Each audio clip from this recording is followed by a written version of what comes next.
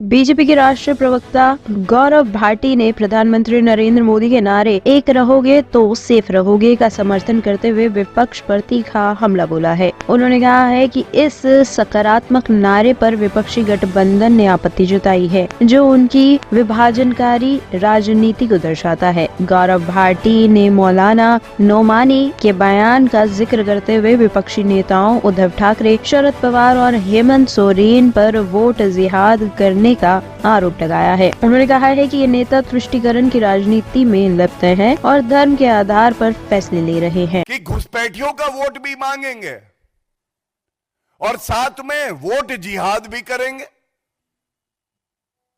अरे आदरणीय प्रधानमंत्री जी ने एक सकारात्मक नारा दिया, एक रहोगे तो सेफ रहोगे। हर विद्वान व्यक्ति, छोटा बालक भी कहेगा यही मूल मंत्र है, देश आगे बढ़ेगा। सारे नागरिक एक हो जाओ।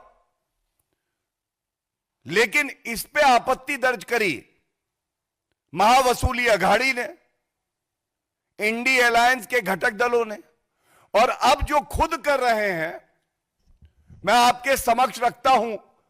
सबसे पहले तुष्टीकरण की और वोट जिहाद की ये जो राजनीति है, इसको खत्म होना होगा और जनता ही खत्म करेगी।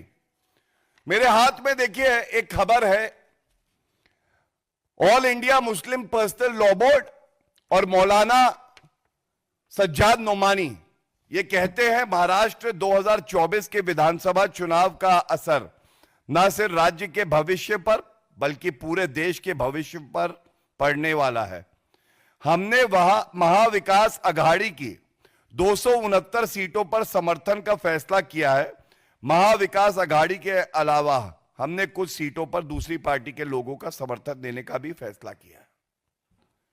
All India Muslim Personal Law Board Sajjad Nomani जब ये फैसला धर्म को देख के मुसलमानों को अपील करके करते हैं तो इसी को वोट जिहाद कहा जाता है।